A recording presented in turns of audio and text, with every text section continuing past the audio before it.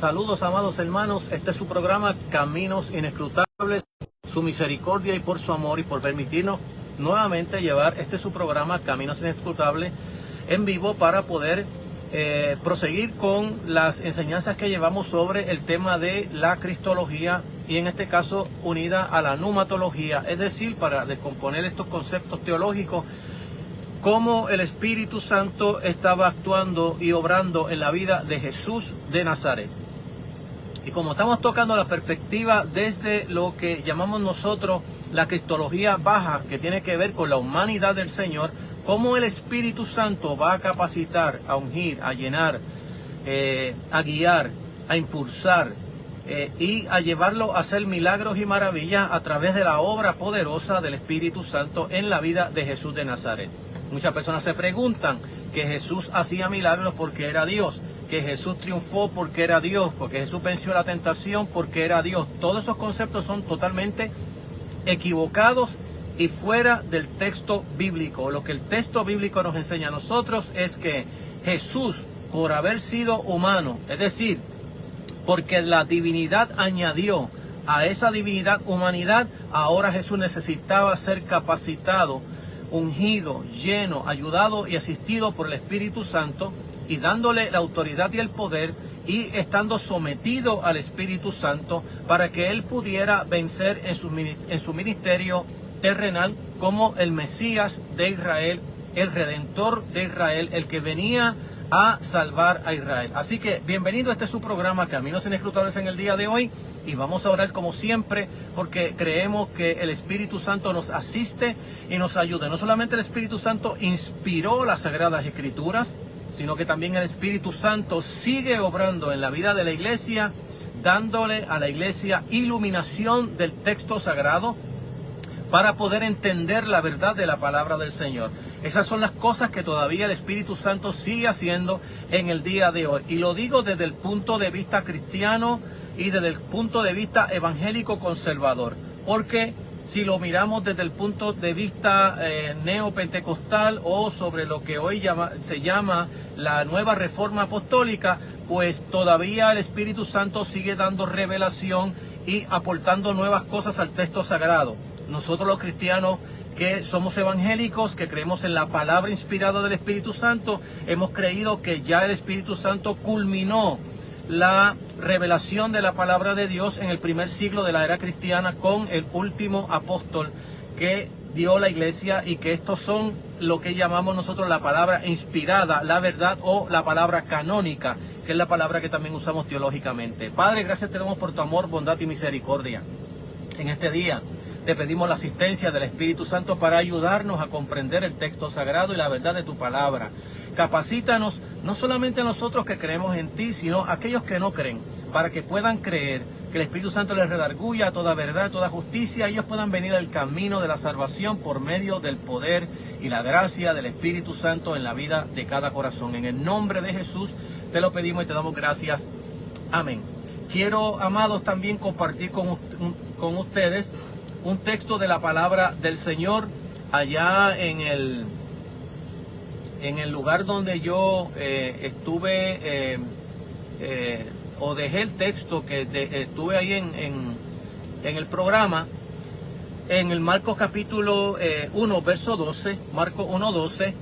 El texto es simple, es cortito, pero lleno de mucha controversia para muchas personas que esto no lo entienden de la manera que el texto lo dice. El texto dice de la siguiente manera: y luego el Espíritu lo impulsó al desierto. Eso es lo que dice el texto bíblico. Y luego el Espíritu lo impulsó al desierto. Y estamos hablando, o vamos a estar hablando, sobre el Espíritu en la tentación de Jesús de Nazaret. Es decir, cómo el Espíritu Santo asistió a Jesús de Nazaret para que entrara en la contienda contra Satanás, porque Satanás va a desafiar el propósito de Dios, la voluntad de Dios en la vida de Jesús. Eso es lo que ese es el intento de Satanás, tratar de desviar a Jesús del propósito de Dios. Es decir, que cuando nosotros estamos hablando en teología sobre lo que es la Trinidad económica, de cómo estas tres divinas personas en Dios van a funcionar para la redención de la raza humana, va a haber una separación en la Biblia de lo que es el Padre, el Hijo y el Espíritu Santo. Es importante que nosotros los cristianos tengamos en mente que cuando nosotros estamos dividiendo a Dios, acuérdese que en la verdad bíblica Dios es indivisible. Es decir, nosotros no podemos aquí decir este es el Hijo, este es el Padre y este es el Espíritu Santo. Pero se hace dentro de lo que se llama la Trinidad económica para los intereses de la redención. Hay como que una separación del Padre, Hijo y Espíritu Santo. El Padre crea, el Hijo redime y el Espíritu Santo va a operar esa redención en la vida de los seres humanos. Es como que estas tres divinas personas se van a dividir unas tareas, pero bíblicamente estas tres divinas personas van a trabajar en cada una de esas mismas tareas. Por eso es que vamos a encontrar en la Biblia que el Padre crea, pero también el Hijo es creador y que el Espíritu Santo también es creador.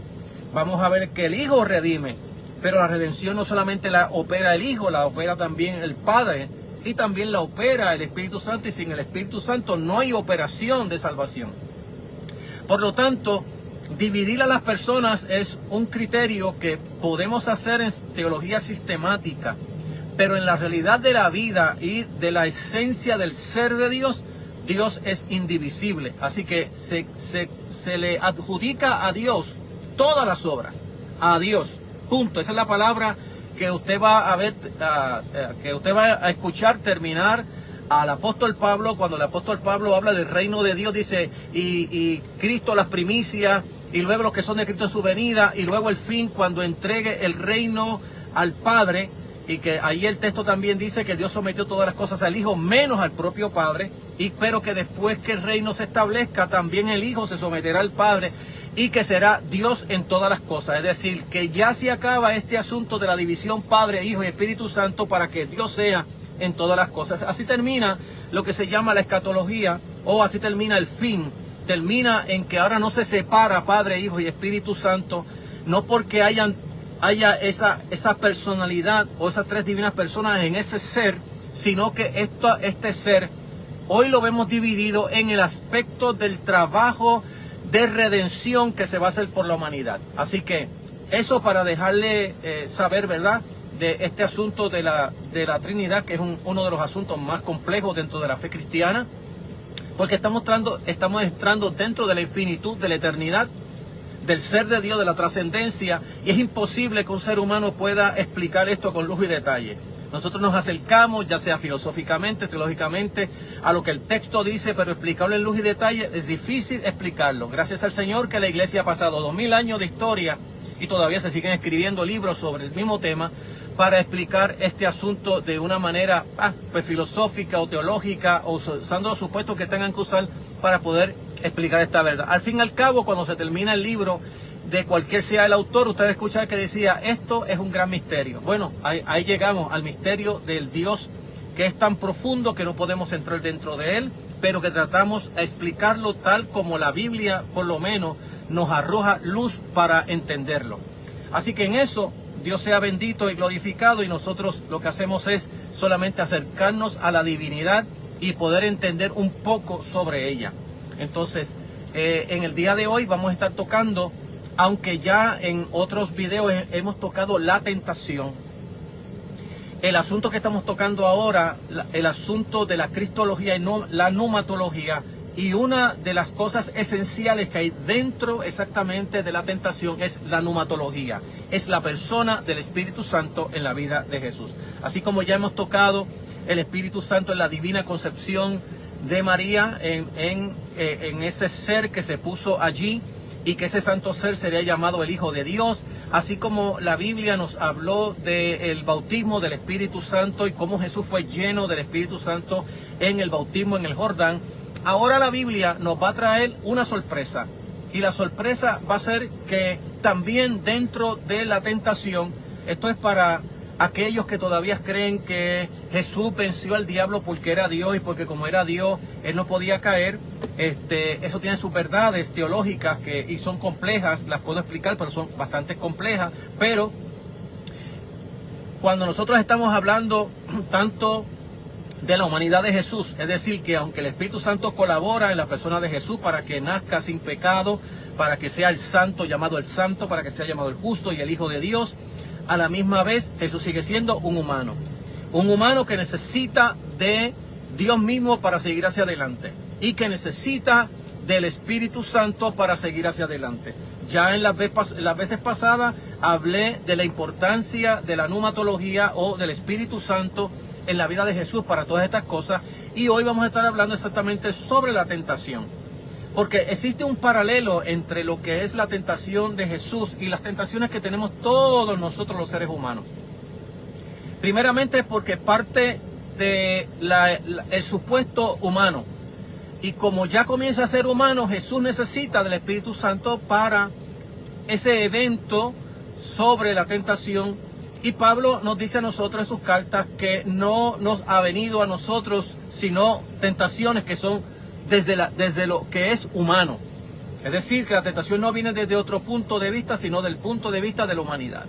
Entonces, como somos seres humanos y como Jesús era un ser humano, 100% ser humano, necesitó ser lleno del Espíritu Santo y también fue llevado a la contienda de lo que se llama la tentación. Aunque la tentación yo le expliqué ya desde otro punto de vista, yo dejé unos puntos que reconozco que los dejé, y uno sigue dejando puntos porque los temas son complejos y a veces uno quiere decir algo, el tiempo no da y uno se le olvida decir las otras partes. Pero bien, voy a entrar dentro de esta parte sobre lo que es la tentación, y algo que quizás para muchas personas, que ya yo leí en el capítulo 1 de Marcos, versículo 12, donde el texto sagrado nos dice a nosotros que luego el Espíritu Santo impulsó a Jesús a ir al desierto para ser tentado por el diablo. Y ese texto a veces lo queremos como obviar por el hecho de que diga que el Espíritu Santo me ha llevado a mí ahora para yo ser tentado por el diablo. Esto parece quizás anormal para muchos, pero si Jesús fue lleno del Espíritu Santo, si Jesús fue dirigido por el Espíritu Santo, fue lleno, bautizado por el Espíritu Santo, y ahora Jesús está subordinado al Espíritu Santo, es de suponer que Jesús está bajo la obediencia del Espíritu Santo, pero no solamente bajo una obediencia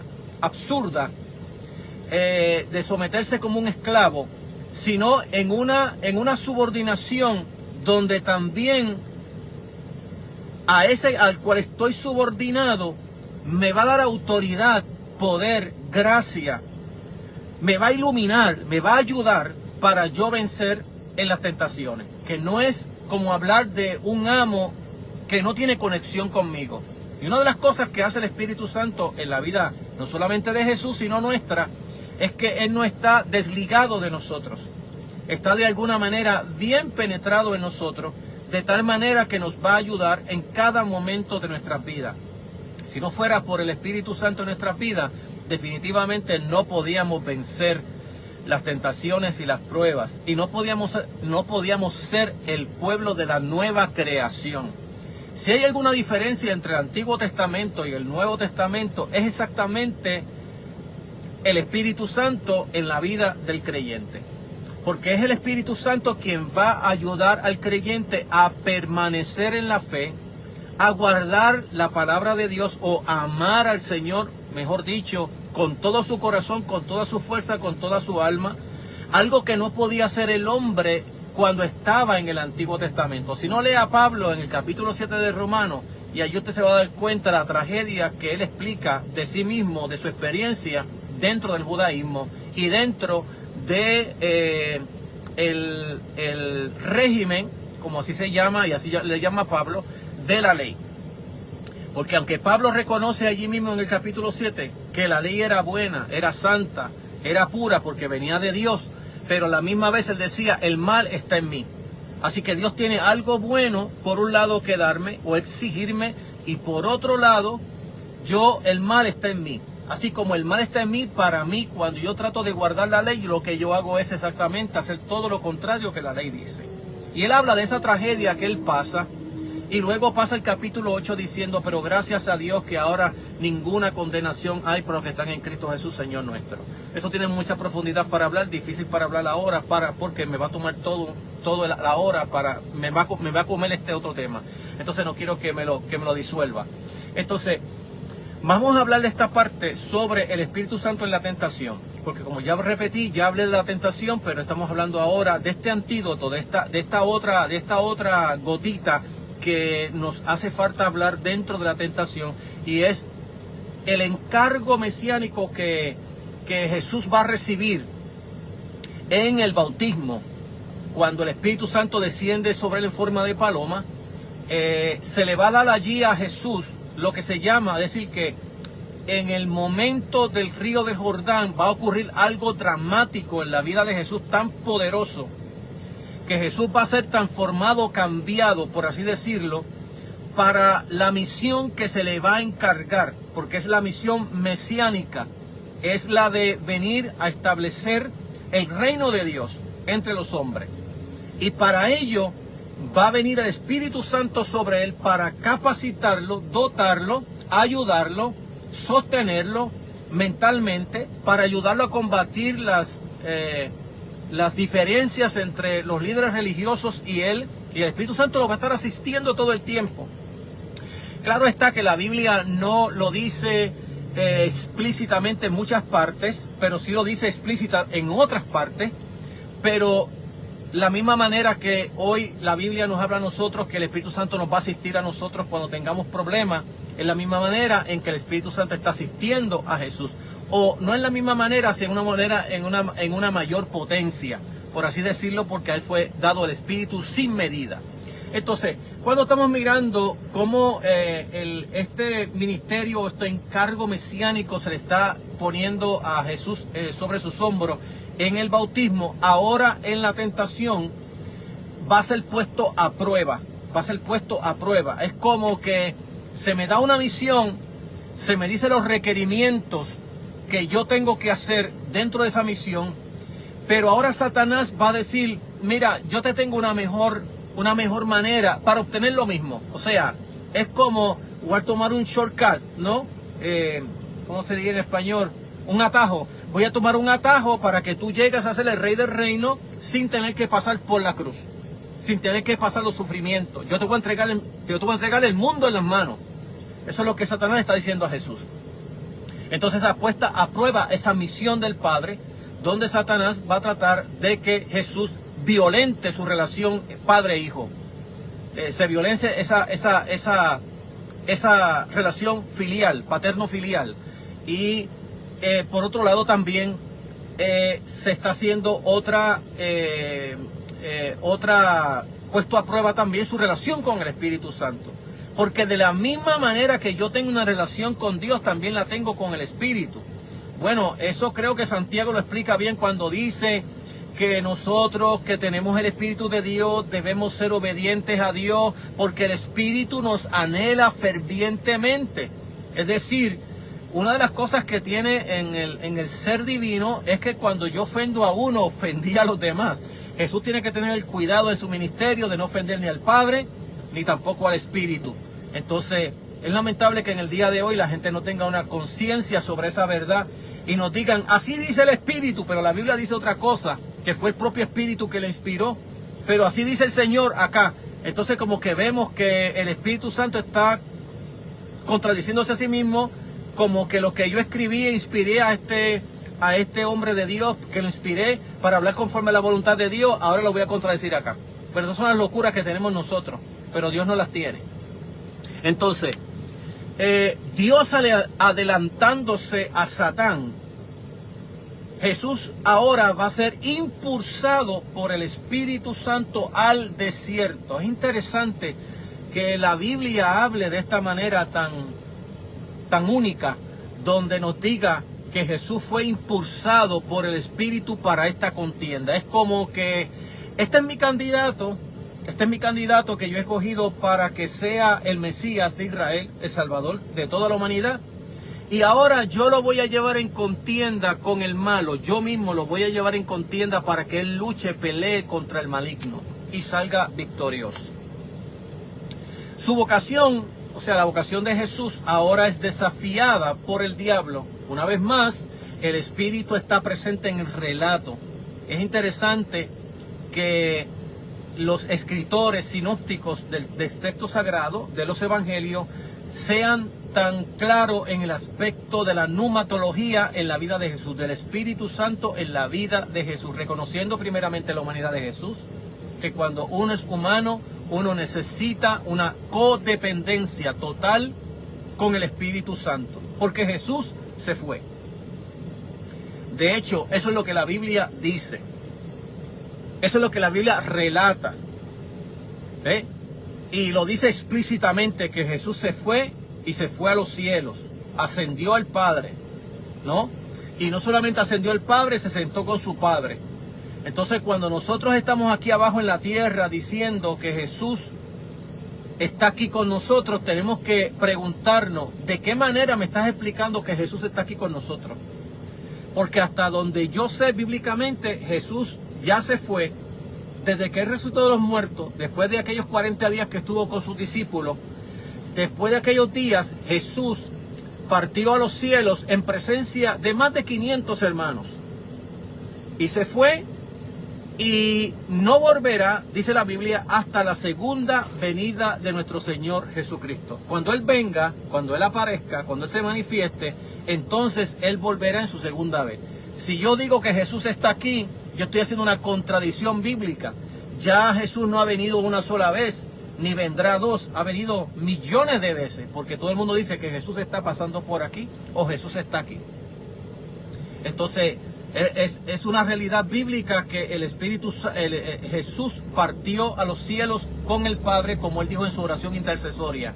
Voy al Padre, Padre, dame con aquella gloria que yo tuve contigo antes que el mundo fuese. Y Jesús estaba esperando ascender al Padre cuando Él resucitó de entre los muertos. Así que es interesante mirar esto y mirar cómo hoy la iglesia explica la presencia de Jesús en medio nuestro. Entonces, vamos a ver que San Marcos, el lenguaje es más contundente. El lenguaje que usa Marcos aquí en el capítulo 1, verso 12, donde el texto en el griego dice... Y el Espíritu impulsó a Jesús. Es como darle un empujo para que Jesús, o impulsó a Jesús, lo movió a que se moviera al desierto para ser tentado por Satanás. Así que esta obra de confrontación con el mal la provocó el propio Espíritu Santo, llevando, impulsando a Jesús para ser tentado. El texto es explícito, para ser tentado por el diablo. Entonces, primeramente, en las enseñanzas que he dado anteriormente, fui explícito, expliqué sobre el asunto de que esta tentación era necesaria que se diera. Dios sabía que era necesaria que se diera. Y adelantándose a la tentación, el Espíritu Santo va a impulsar a Jesús. Es como que ya yo sé la intención que Satanás tiene. Tiene la intención de destruir a mi hijo.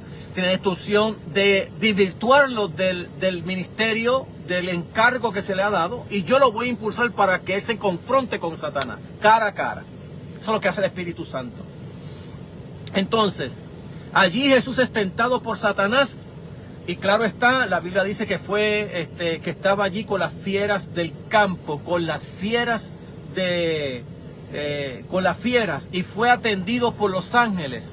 Entonces, cuando la Biblia habla que estaba con las fieras o con los animales salvajes, nos sugiere la armonía que había en el huerto con Adán y Eva antes que ellos pecaran, donde el hombre no era intimidado por las bestias del campo, como luego después de ella nace la fiereza en los animales. Y cuando Jesús es tentado es como llevado más o menos, uno mirándolo, visualizándolo, uno lo mira como que fue llevado nuevamente a un Edén, o en este caso al desierto, donde él va a cohabitar con las bestias salvajes en el desierto. Y creo que eso es un anuncio profético de lo que va a ocurrir en el último día, cuando el reino de Dios por fin sea establecido y que como decían los profetas del Antiguo Testamento, un niño pueda estar con un león, pueda comer con una serpiente al lado sin tener necesidad o miedo de que la serpiente lo vaya a ahogar y comérselo. O que un animal salvaje lo pueda devorar y destruirlo. Entonces ya hay un vislumbre profético de lo que vendrá con este Señor del reino, con este que viene a establecer el reino de Dios, o que ya comenzó o lo lanzó y que luego al final, cuando en su venida lo venga a establecer. Entonces estamos mirando cómo la Biblia está mirando este asunto de la tentación. Entonces Mateo va a ampliar poco más considerablemente este relato de la tentación. Nos habla primeramente del hambre que tuvo Jesús. Jesús era humano, tenía hambre, o sea, 40 días en ayuno, son 40 días que el primer día uno lo puede soportar, ya el segundo ya comienza a complicarse. Entonces, nos habla del hambre que tuvo Jesús y la naturaleza precisa de las tentaciones, que fueron tentaciones humanas, desde el campo de vista humano, pero terribles para la vida de Jesús. Nosotros no podemos hablar cuán terrible es porque nosotros estamos dentro de la psicología de la mente de Jesús, pero sí sabemos que todos nosotros pasamos tentaciones y que todas esas tentaciones son fuertes para cada uno de nosotros. Y son fuertes en todos los aspectos de la vida, y son fuertes para aquellos que son bien educados, que se han preparado bien universitariamente, o aquellos que teológicamente también se han preparado muy bien. Son difíciles para todo el mundo. Entonces, no podemos medirlo, no podemos entrar dentro de lo que se llama mediciones, pero sí se puede entender que son fuertes para cada persona. Cada persona va a soportar la tentación, depende su relación con Dios, su capacidad bíblica, su capacidad intelectual. Todas estas cosas van a trabajar dentro de la vida de uno, lo enfocado, desenfocado que puede estar uno en la vida cristiana. Todo eso tiene que ver dentro de una tentación. Lo importante es que la Biblia nos dice que Jesús fue tentado, pero que Jesús no cayó en la tentación. Y que la Biblia asegura que la tentación fue real, y que luego hay ya varios libros del Nuevo Testamento donde nos dice que Jesús fue tentado en todo, pero sin pecado, y que nos habla exactamente que las tentaciones fueron humanas y que fueron exactamente reales dentro de la vida de Jesús, y que Jesús las sufrió como humano. Por otro lado, tenemos que entender la manera como Jesús va a relacionarse con la persona del Espíritu Santo. Mire, hermano, dentro de la fe cristiana yo sé que hay ciertos elementos que no son católicos. Y cuando digo católicos es que no son universales. Es decir, cada organización, concilio, denominación tiene doctrinas personales de ellos, que en ocasiones no son ni bíblicas, pero son doctrinas de ellos. Es decir, son doctrinas de esa organización única, y que otras organizaciones cristianas hermanas no las tienen. Entonces podría mencionar un montón, yo no lo quiero hacer porque no quiero ofender a nadie. Siempre yo me he identificado como pentecostal por el hecho de que en mi casa mis padres eran pentecostales y a mí me criaron como pentecostal. Es decir, mi tradición es pentecostal, aunque siempre he dicho muchísimas veces que tengo, como mi mente crítica que tengo, yo he hablado muchas veces de errores dentro del pentecostalismo. Yo soy pentecostal y puedo hablar del pentecostalismo como que nací aquí y ya tengo bastante edad. Creo que soy bastante mayor para poder explicar las cosas con lujo y detalle, y saber que si uno no es capaz de uno señalar las cosas malas que hay dentro de nuestras propias congregaciones o de nuestro propio concilio o denominación, uno no tiene la capacidad para abrazar a otra persona de otra organización evangélica y decirle: Dios te bendiga, tú eres mi hermano. Entonces yo sé todas las deficiencias que hay dentro del pentecostalismo, como que nací allí. Y no solamente como que nací allí, sino que desde mi preadolescencia me dediqué al estudio de la palabra del Señor hasta el día de hoy. Entonces te puedo mencionar todo lo malo que tenemos los pentecostales, porque hablo sin pepitar la lengua como pentecostal que soy. Puedo criticar el pentecostalismo sin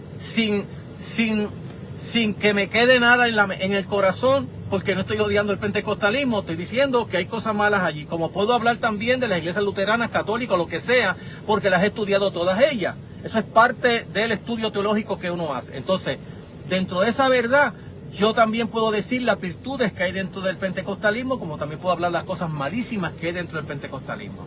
Entonces, dentro de esa verdad, quiero que nadie se vaya a ofender porque sea pentecostal, porque yo también, vuelvo a repetir, es mi tradición, seguiré siendo pentecostal toda mi vida, porque lo que me hace ser pentecostal no es estar dentro de un concilio que diga que es pentecostal. Lo que me hace pentecostal a mí es que yo creo por la Biblia que el Espíritu Santo da dones del Espíritu. Es decir, que hay carismas, como se llama en el griego, carismas del Espíritu Santo, que son manifestables, no como explican algunos que son cesacionistas y dicen que los dones se murieron cuando murió el último apóstol. Pues eso no es bíblico, eso es una suposición. Eso es una prerrogativa que tiene esa persona en interpretar el texto sagrado. Pero en el texto sagrado no hay un solo texto que te diga, esto cesó. Esa es la realidad.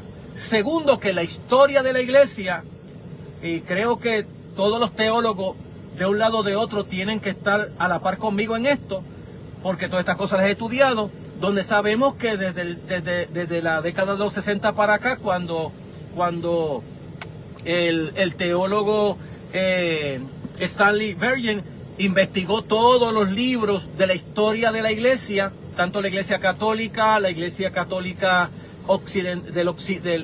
Oriente, lo que llamamos la iglesia que es más conservadora, la iglesia de Roma, una vez que después de la iglesia en el siglo XVI se hace iglesia apostólica, católica, apostólica y romana, la iglesia de la Reforma, todos ellos han experimentado milagros, maravillas y prodigios. Entonces, la evidencia histórica es que los dones del Espíritu Santo han estado en la iglesia, se han ocultado, y esto dentro de la rama académica la han ocultado. Y ahora con los hallazgos que se han hecho, tengo libros católicos, tengo libros pentecostales, tengo libros presbiterianos, tengo libros bautistas de todas las denominaciones sobre la persona del Espíritu Santo. ¿Y qué dicen todos? Episcopales, todos dicen que el Espíritu Santo se sigue moviendo en la iglesia hoy. Eso es lo que hace uno pentecostal.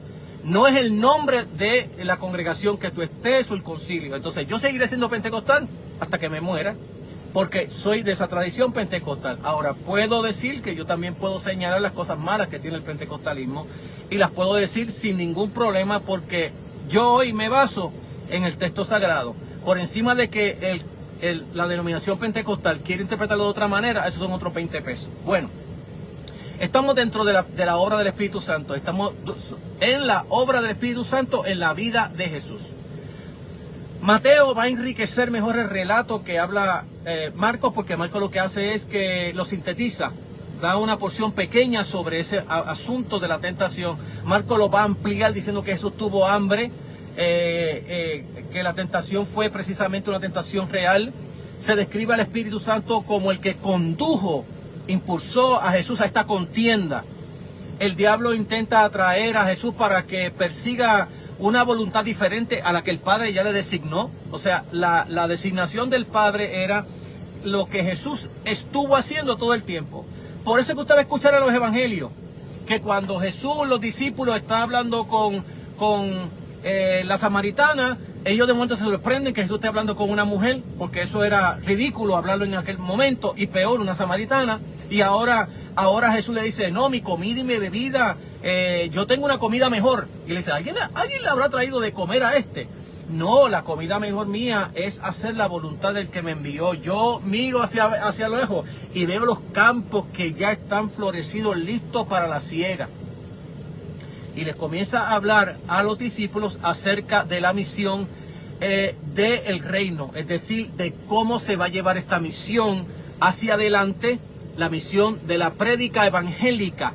Usted sabe que la prédica evangélica Jesús la comienza diciendo, arrepentidos porque el reino de Dios se ha acercado, y ese era el mensaje que Jesús le dio a toda la comisión que le dio tanto a los 12 como a los 72 que más tarde envía predicando. Cuando usted lee los Hechos va a encontrarse que también cada uno de los predicadores de la palabra del Señor, ya sean los apóstoles o ya sean los evangelistas, como en el caso de Felipe, y Felipe le predicaba el evangelio del reino, y Pablo les predicaba el evangelio del reino. Es decir, que lo que no se está predicando hoy en la iglesia, el evangelio del reino, toda la Biblia en el Nuevo Testamento nos habla que lo que predicaron ellos fue el reino de Dios.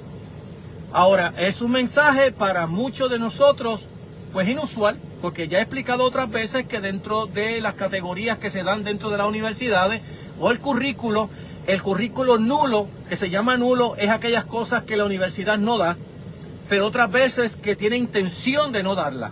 Entonces, no solamente no lo da porque quizás dice que no es importante, otras veces no lo da porque no le conviene darlo, o porque de alguna manera le afecta su teología. Y ese concepto del currículo nulo, pues falta en las universidades en Puerto Rico, donde en ninguna de ellas se da esta categoría. Y estoy hablando con papeles en la mano, ¿no? Porque yo cuando quise estudiar, yo investigué cada una de las universidades de Puerto Rico, desde el colegio evangélico en adelante hasta nuestras universidades pentecostales, y cuando miro el currículo, en ninguna de ellas, dentro de ese currículo, está estas verdades que yo estoy hablando en el día de hoy. Es decir, que te dan una maestría o te dan un doctorado, y cuando tú vienes a ver te faltan un montón de cosas en el currículo, que cuando tú llegaste a esta posición aquí arriba, te diste cuenta que todavía no sabes un montón de cosas que no te enseñaron allí, porque ni los maestros lo saben. Entonces, esa es la realidad que tenemos y las deficiencias que tenemos dentro de las universidades. Y esas deficiencias tienen que ver también con el sistema de acreditación, que ha sido una imposición a la iglesia, porque si tú no eres acreditado por las agencias acreditadoras, tu título no sirve para nada según las universidades o según la secularidad donde nosotros vivimos en el día de hoy.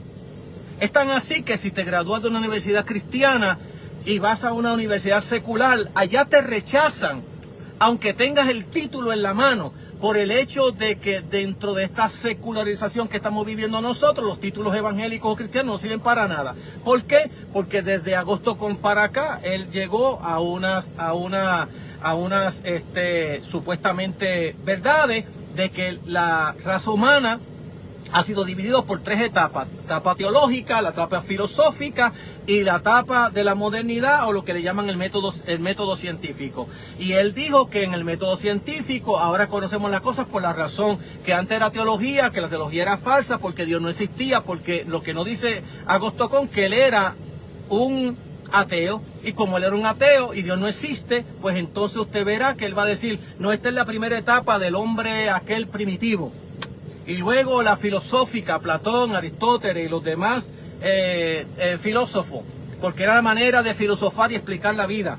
Pero ahora es científicamente, y ahora el hombre ha llegado a la edad adulta. Por lo tanto, cuando ahora una universidad quiere una acreditación, tiene que aceptar que las agencias acreditadoras obliguen a la universidad a quitar todos los cursos de teología que hayan y dar otros cursos para que ahora sea válida el bachillerato, la maestría, el doctorado, así sucesivamente. Entonces, este es el problema que tenemos nosotros dentro de la educación cristiana en el día de hoy. Sino que se lo digan allá los que están dentro de la universidad. Ellos les pueden explicar eso. Si no se lo pueden explicar, le están mintiendo. Bueno, entonces, vuelvo a repetir que el diablo trata de tratar de que Jesús se salga del camino que Dios le da, el camino que es el duro, el camino difícil.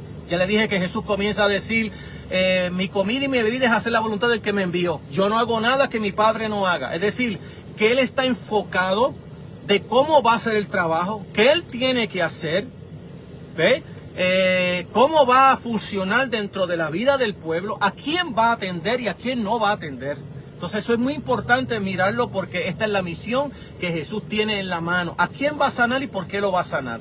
Porque Jesús no sana porque tiene poder. Esa es la mentira más grande que nos han dado, de hecho, dentro del propio pentecostalismo.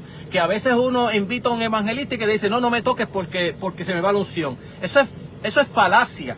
Eso es mentira diabólica dentro de la iglesia, porque toda la iglesia tiene poder, toda la iglesia tiene la autoridad y el poder del Espíritu Santo. Nadie puede ser iglesia sin el bautismo del Espíritu Santo, y todo el mundo es bautizado, todo el mundo que ha confesado a Jesús como Señor de su vida, que ha confesado que Jesús es el Señor, todo el mundo tiene que por obligación tener el Espíritu Santo, el bautismo del Espíritu Santo. Pablo dice, todos en Cristo hemos sido bautizados en un mismo espíritu, ya sean judíos, ya sean griegos, ya sea quien sea. Tiene que, para uno ser iglesia, no puede ser iglesia sin el Espíritu Santo. Uno de los problemas que yo tuve dentro del pentecostalismo y mis pastorados han sido gente llorando, gente que se ha guardado para el Señor, que viven en santidad, que aman al Señor, que respetan a Dios en el culto. Era preguntarme, ir a la oficina llorando, pastor, a mí Dios no me ama. ¿Y por qué Dios no te ama? ¿Cómo tú me estás diciendo que Dios no te ama? Es que a mí no me ha bautizado con el Espíritu Santo, yo no hablo en lengua, yo no brinco ni salto. Y he tenido que decirle, hermana, es que lo que pasa es que eso no es el bautismo. Ah, entonces que, bueno, pues esto es lo que el concilio dice. Pero este es el bautismo de lo que la Biblia habla. Usted no puede ser cristiano si no ha sido bautizado con el Espíritu Santo. Mire lo que Jesús lo dice tan fácilmente. Cuando yo me vaya, yo enviaré al otro, al Consolador, al Espíritu Santo. Estará con vosotros, dentro de vosotros. Estará con vosotros, en vosotros. Lo que dice Jesús. Pablo lo va a recoger hablando de que hemos sido sellados por el Espíritu Santo. Que se nos ha dado el Espíritu Santo como primicia. Y Pablo dice que hemos sido todos bautizados en el cuerpo de Cristo. Entonces, Pablo a los Gálatas que quieren volver a la ley le dice, ¿recibiste el Espíritu por las obras de la ley o por el oír de la fe? Cuando yo recibo el Espíritu es cuando por el oír de la fe yo recibo a Jesucristo como Señor de mi vida. Y en ese momento yo recibo el bautismo del Espíritu Santo y ahora yo pertenezco al cuerpo de Cristo, a la iglesia. La iglesia no tiene nombre.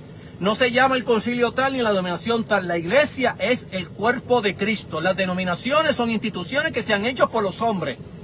Que si tienen algo de bueno, sí, también tienen algo de malo, también por otro lado. La realidad es que la iglesia es el cuerpo de Cristo, seres humanos. Porque ¿cuántos seres humanos hay que han aceptado al Señor en montones de países orientales que no tienen un templo que diga iglesia nada, que no pertenecen a ningún grupo por ahí? Y esa gente son salvos. ¿De dónde vienen las iglesias orientales en el día de Pentecostés que no se mencionan porque los 120 que llegaron allí, que estaban llenos del Espíritu Santo, y los que se convirtieron, los 3000 que se convirtieron, y más tarde se convierte otro grupo más todavía? ¿Dónde se fueron esa gente? Al oriente. ¿Dónde están esas iglesias? En el oriente en el día de hoy. Entonces, no podemos hablar del Espíritu Santo tratando de meter al Espíritu Santo dentro de una casuística de un concilio, denominación. El Espíritu Santo no está apoyando denominaciones, está apoyando seres humanos que hoy son la iglesia del Señor. Claro que políticamente, social y políticamente, la palabra iglesia para los políticos significa un templo.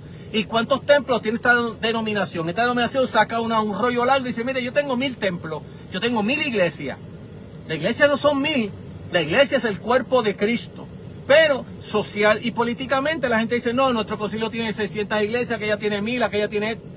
Todas esas cosas son bafiofas en la fe cristiana y en la verdad de la palabra de Dios. La iglesia eres tú y yo que hemos aceptado a Jesús como Señor y que Él nos ha bautizado a todos.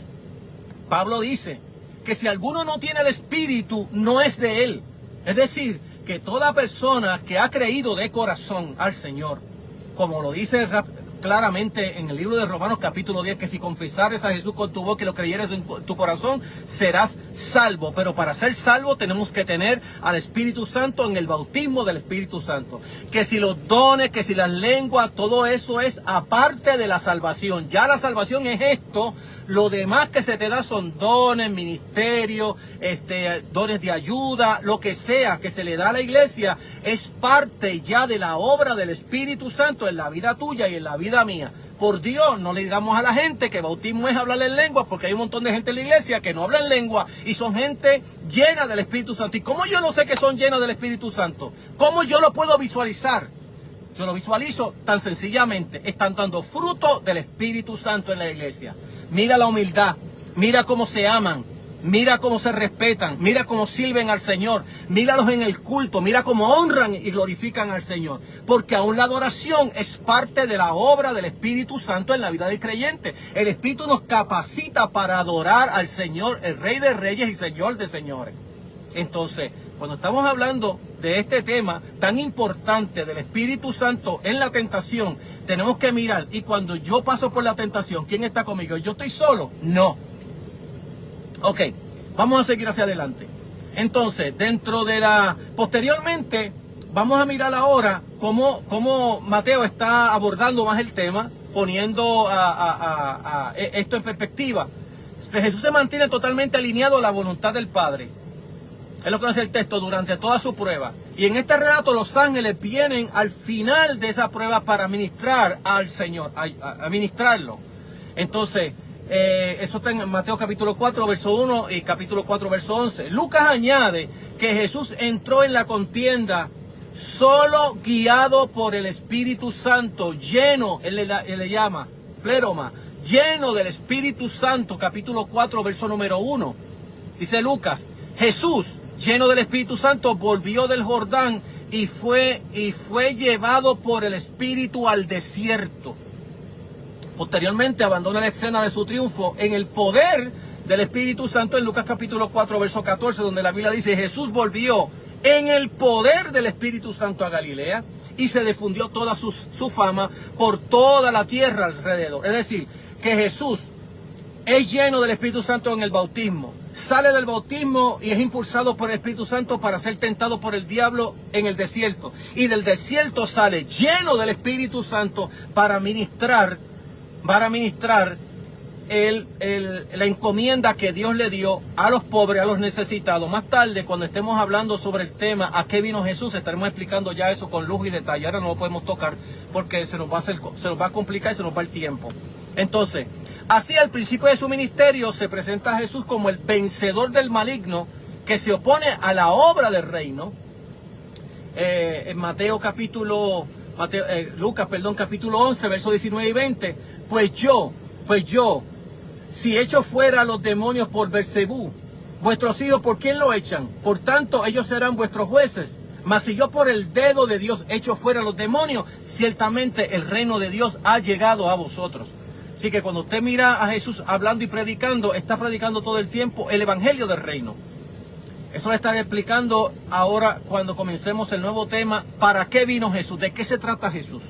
Entonces, mediante el poder energizante del Espíritu Santo, que todo lo basta, en cada uno de los relatos sinópticos, el Espíritu desempeña el papel fundamental en la vida de Jesús. Pero es Lucas quien amplía especialmente el relato en profundidad pneumatológica del Espíritu Santo. Es el Espíritu Santo quien va a tomar a Jesús de aquí, lo va a llevar para acá, para la tentación, lo va a llevar a la confrontación. En la confrontación el Espíritu Santo lo va a ayudar para que él pueda vencer a Satanás, y de ahí lo va a impulsar para que comience su ministerio lleno del poder del Espíritu Santo, y usted va a ver a los resultados que tienen exactamente esa llenura del Espíritu Santo. Es interesante que cuando nosotros miramos, para hacer una analogía de esta verdad de la tentación, cuando nosotros miramos ahora en el libro de Romanos capítulo 8, en el verso 26, 8, 26 y 27 del libro de Romanos, el texto dice, y por igual manera el Espíritu Santo nos ayuda en nuestra debilidad. Pues ¿qué hemos de pedir como conviene? No lo sabemos. Por el Espíritu mismo intercede por nosotros con gemidos indecibles. Mas el que escudriña los corazones, o sea, Dios, sabe cuál es la intención del Espíritu, porque conforme a la voluntad de Dios intercede por nosotros. Y hay una palabrita aquí cortita, aquí en nuestro texto, que es la palabra, el Espíritu nos ayuda. La palabra ayuda en el griego se lee sunantinambalomai. Es una palabra sumamente larga, pero lo que nos está diciendo es cómo el Espíritu Santo ayuda a un creyente para vencer en las tentaciones, para vencer en la oración. Hasta para orar hay que vencer. Hasta para orar hay que tener el Espíritu Santo. Por eso es que decimos siempre que bautismo del Espíritu Santo es aquella obra primaria que hace el Espíritu Santo. Mire, todo en la vida, después que Cristo muere y resucita y va para el cielo, todo en nuestra vida se relaciona con la persona del Espíritu Santo. La primera obra que hace el Espíritu Santo es con el pecador. Jesús dice, cuando yo me vaya, el Espíritu Santo va a venir y va a convencer, por medio de la iglesia, de hecho, porque no lo va a hacer sino por medio de la iglesia, lo va a hacer convenciendo al mundo de pecado, de justicia y de juicio. Entonces, es la obra de juicio anticipada, el juicio final, que se va a hacer por medio de la iglesia que va a predicar. Por eso es que siempre todos los teólogos, incluyendo Martín Lutero, Calvino y todos los demás teólogos, y hasta el día de hoy todos los teólogos hablan de la misma manera. O sea, el Espíritu Santo por medio de la iglesia va a seguir obrando para traer vidas a los pies de Cristo, para redarguir al hombre de pecado, de justicia y de juicio. Esa obra la hace Dios por medio del predicador que predica la palabra de Dios. Lo que honra a Dios en este caso es la palabra predicada, no meramente el instrumento. Dios quiera que también el instrumento el Señor lo honre, pero la verdad es que Dios honra primariamente su palabra predicada. Por eso es que a veces decimos, pero ¿cómo esta persona en pecado? Dios lo hacía, ¿cómo es que hace milagros? ¿Cómo es que? No, porque Dios está honrando su palabra, no meramente el instrumento dañado que tiene. Entonces, en el día de hoy, Dios sigue haciendo lo mismo, sigue obrando porque su palabra es predicada, y lo que le importa a Dios más adelante es su palabra. También le importa el instrumento, porque el instrumento debería estar viviendo una vida que le agrade al Señor. Una vida que corresponda a la imagen de Dios, al mundo que le está predicando. Porque está exactamente predicándole al mundo la nueva creación de Dios. Y yo, como nueva creación de Dios, lo que le estoy enseñando es la vieja creación que antes teníamos. Entonces, somos como que, ¿no? Como que predicamos en una manera, pero la otra la invertimos, y lo que es, contradecimos la verdad que predicamos. La realidad es que siempre Dios va a honrar la palabra que se predica, más allá del instrumento. Que el instrumento puede estar dislocado o puede estar bien, pero en la realidad Dios quiere honrar su palabra, porque es lo que se está predicando, su palabra. Entonces, miramos cómo el Espíritu Santo no solamente es Jesús, sino en nosotros, como dije, en la vida cristiana, desde que te conviertes, que eres lleno del Espíritu Santo, bautizado. Acuérdense que la palabra lleno del Espíritu Santo es una metáfora. Y es una metáfora tomada como cuando usted llena un vaso de agua y usted va a predicar y enseñar la palabra de Dios, y usted tiene sed y tiene que volver a beber. Pues de la misma manera que usted se da al mundo, que usted brinda consejo a la gente, que usted ayuda a los necesitados, que usted le cura una llaga a un enfermo, usted está trabajando para el Señor y está vaciando del agua del Espíritu que Dios le ha dado. ¿Qué necesita volver a hacer? Volver a llenarse del Espíritu Santo para seguir ministrando la palabra de Dios. Es una metáfora tomada para hablar de la llenura del Espíritu Santo. No es una metáfora para decir, no, yo tengo el Espíritu Santo y tú no lo tienes. Dios me usa a mí mejor que a ti, o yo tengo este don y tú no tienes este don, o tú no tienes don. Eso es falso dentro de la fe cristiana. Pablo es claro dentro de los dones del Espíritu Santo. Cuando él va a tomar los dones del Espíritu Santo, lo primero que lo va a presentar es como el cuerpo humano, que está unido por coyuntura. La cabeza está unida con el cuello, de la manera el brazo, de la manera los dedos, de manera todo el cuerpo completo, de pies a cabeza. Y Pablo dice que cada miembro del cuerpo de Cristo tiene una función que hacer. Así que la unción es para la función. Tú no puedes pensar que yo tenga don de profecía cuando eso no es el don que Dios me dio. Y eso no significa que tengo menos unción que tú. Déjeme decirle algo en la fe cristiana. En la fe cristiana, una persona puede tener exactamente un don de sanidad, que se vea que siempre esa persona Dios la usa en sanidad. Pero eso no significa que esa persona es indispensable en la iglesia. Imagínense que la noche que viene, que trae un enfermo a la iglesia, la hermana Juanita, que Dios la usa en sanidad, no está en la iglesia. Entonces decimos, hermano, como la hermana Juanita no está en la iglesia, vamos a terminar el culto y bendito, no vamos a orar ahora por este enfermo, porque como Juanita no está aquí no se va a sanar. Eso es falsedad de toda falsedad. ¿Por qué? Porque cuando hay una necesidad, es lo que hace falta para que el Espíritu Santo actúe a través de otro que no tiene ese don. Igual que no está el predicador, pero hace falta predicarle a este que vino aquí en el día de hoy. Pero yo no soy predicador. Yo no sé ni hacer un bosquejo. Yo no estudié homilética, ni hermenéutica, ni nada de esas boberías. Ay, yo no fui a la universidad. Pero tomas la palabra y la habla, hermano. Señor, con tu gracia, ayúdame para comunicar tu verdad. Y algo sencillo se convirtió esa persona que llegó a los pies del Señor. No faltaba que estuviera el pastor allí. No hace falta que estuviera el hermano Eliezer Pizarro allí. No hace falta que estuviera el predicador o evangelista que Dios usaba. Faltaba alguien que se pusiera dispuesto en las manos del Señor para Dios usarlo. Porque todos en el cuerpo de Cristo tenemos dones. Todos. Porque cuando Pablo hace esa unidad del cuerpo, lo que está diciendo es que como estamos unidos por coyuntura, el uno con el otro, todos servimos en la obra del Señor. No el hecho de que hayan ministerios que son poderosos, pues como Dios no me usa en eso, pues yo no tengo poder. Eso es falso, de toda falsedad. Y claro, el que no sabe de teología ni enseñanza bíblica, pues se deja engañar por esos tontos que predican esas cosas y te engañan y te vacilan y te hacen sentir mal y te hacen sentir que el Espíritu Santo no está contigo y te hacen sentir que tú no vales nada en la obra de Dios. Pero todo eso es mentira del diablo y del predicador que lo diga. La realidad es que todos en el cuerpo de Cristo tenemos ministerio, porque es imposible que yo tenga el dedo gordo abajo en el dedo y ese dedo no me sirva para nada. Tiene una función, para eso es que está allí. Y para eso es que tú estás en la iglesia en el día de hoy, en el cuerpo de Cristo, para una función dentro de ese cuerpo. Y quizás no tenga uno, quizás no te das cuenta que tiene 3 o 4 y que Dios te puede usar de distintas maneras. Hasta que no te expones es que no te das cuenta que hay cosas que puedes hacer y muchísimas y mejor que otros, aunque tú digas que tú mismo no tienes dones.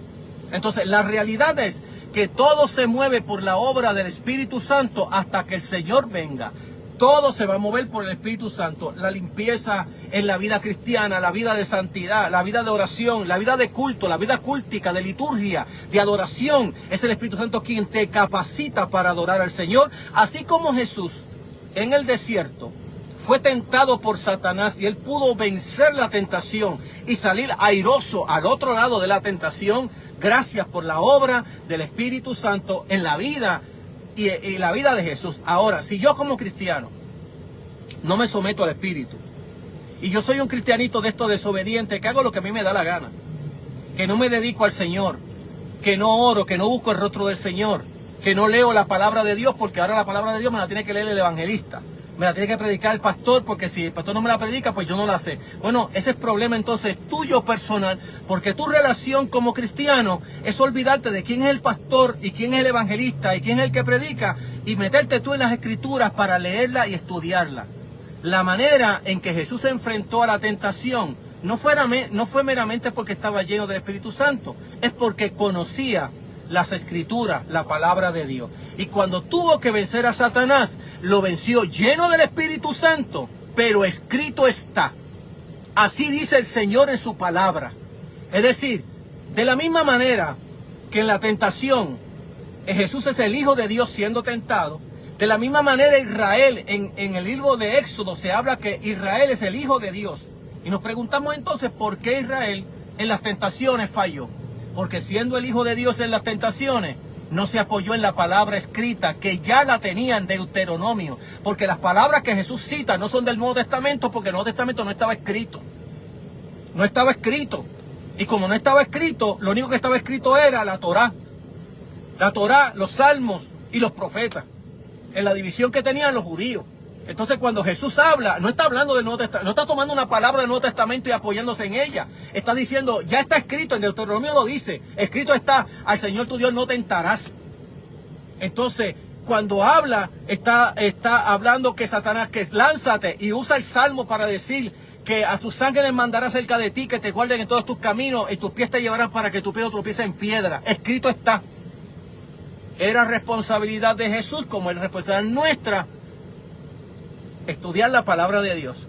La palabra de Dios no debe estudiarla meramente el pastor o el que enseña, el maestro, porque él es el maestro. No. Esto es responsabilidad de cada creyente, porque yo no conozco a Jesús sino por las escrituras. ¿Dónde? En los evangelios. Ahí es que está la vida de Jesús, en los evangelios, los 3 evangelios sinópticos y el libro de Juan. Ahí está, es la manera de yo conocer a Jesús. Nadie me puede decir a mí, pastor, Dios le bendiga, si yo conozco a Jesús, ¿y cómo tú lo conoces? No, que es que yo oro mucho. No me venga a hablar de orar mucho. Háblame de cuánto lees la palabra de Dios y qué entendiste en la palabra de Jesús y qué fue que Jesús dijo allí, cómo tú le entendiste a él. Entonces, de esa manera es que yo entiendo quién es Jesús. Ahí es que yo lo conozco y ahí es que yo me relaciono con él. Ahí es que yo me amimo con él. Ahí es que yo me abrazo con él. Ahí es que yo me humillo ante él. Ahí, dentro de cada vez que yo leo la palabra del Señor y veo esa belleza de los evangelios, que cuando uno lee para qué vino Jesús y qué Jesús estaba haciendo, uno dice, wow, de verdad, Señor, que hoy yo me siento amado por ti. Porque si tú amaste a esta gente, que no eran amados por los esenios, ni por los fariseos, ni por los saduceos, ni por los otros grupos, y eran expulsados de la sinagoga y del templo, cuánto tú los amaste y los acercaste a ti. Entonces, esta es la gran verdad que encontramos en la palabra del Señor. Así que te invito a que no solamente entiendas que el Espíritu Santo es una necesidad para el pueblo de Dios hoy, porque ya lo tenemos. Si eres cristiano, ya lo tienes. Si no eres cristiano, yo te invito en el día de hoy a tú aceptar a Jesús como Señor de tu vida de todo corazón.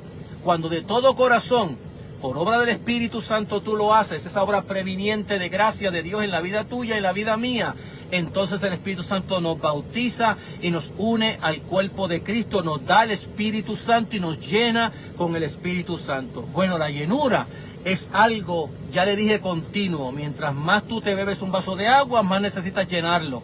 De la misma manera, mientras más te das para el Señor, más necesitas comunión y relación con el Señor de gloria para ser lleno 1, 2, 3, 4, 5 veces. Uno no es lleno una sola vez, sino que todo el tiempo sigue siendo uno llenado del Espíritu Santo, envuelto en el Espíritu Santo y obedeciendo la voz del Espíritu Santo en nuestras vidas, que es la voz de las Escrituras, de la palabra de Dios que está escrita allí, que quiere que haga las cosas como están allí, y mientras obedezcas esa verdad de Dios, más lleno del Espíritu Santo estarás en tu vida. Que el Señor te ayude a comprender que las tentaciones no se pasan porque yo soy bien inteligente, porque yo estudié mucho de Biblia. No tiene que ver con nada de eso. Tiene que ver con mi sometimiento exactamente al Espíritu Santo y a la palabra de Dios. De la misma manera que Jesús como humano se sometió al Espíritu Santo. Ya dije que no solamente Jesús se somete al Padre como Señor de Él, cuando Él le llama mi Padre mayor que Él, está hablando del sometimiento que Él tiene a su Padre en la encomienda que se le ha dado, pero también Él se somete al Espíritu Santo y va en el poder del Espíritu Santo y es impulsado por el Espíritu Santo y es lleno del Espíritu Santo, y cuando sana lo hace por el Espíritu Santo, y cuando ministra lo hace por el Espíritu Santo. Tiene esa codependencia con el Espíritu Santo del Señor en tu vida. Amado, hemos llegado al filo de este programa. Esperamos que siga siendo de bendición a tu vida. Estaremos hablando, si Dios permite, la semana pasada de las obras poderosas de Dios por el Espíritu Santo, aunque no hablaré de ellas todo lo que significa, porque vuelvo a repetir que eso lo estaré dando ya en los demás cursos que voy a dar sobre de qué se trata la persona de Jesús en su ministerio, para qué Él vino. Y ahí estaré hablando con luz y detalle ya los asuntos, y estaré explicándolo aquí y allá en el texto bíblico. Nos tomará mucho tiempo, como estas que estoy dando en el día de hoy de Cristología, que ya vamos por las 57. Así que en el nombre del Señor esperamos que siga siendo de bendición e inspiración esta vida. Dale share si quieres, compártelo con otros, si no, háblales de otros para que se junten a este programa y nos escuchen y puedan entender y aprovecharse de la palabra del Señor. Oramos, amado. Gracias, Dios, por tu amor, por tu bondad y por la persona del Espíritu Santo en la vida de la iglesia, de todos los creyentes, pero también en la vida de la humanidad, porque aún la humanidad, aún las plantas necesitan del Espíritu de Dios para estar viva. Señor, dale energía a tu iglesia y a aquellos que no te conocen, tócalos y convéncelos con el Espíritu Santo para que ellos también puedan entrar en la fe de Jesús. En el nombre de Jesús, amén. Amado, te he explicado esta palabra del Señor de forma contextual y contemporánea. Esperamos que el Espíritu Santo siga trabajando en tu vida. Nos veremos hasta la próxima en el amor del Señor, y que el Señor te bendiga 1000 veces más que a mí.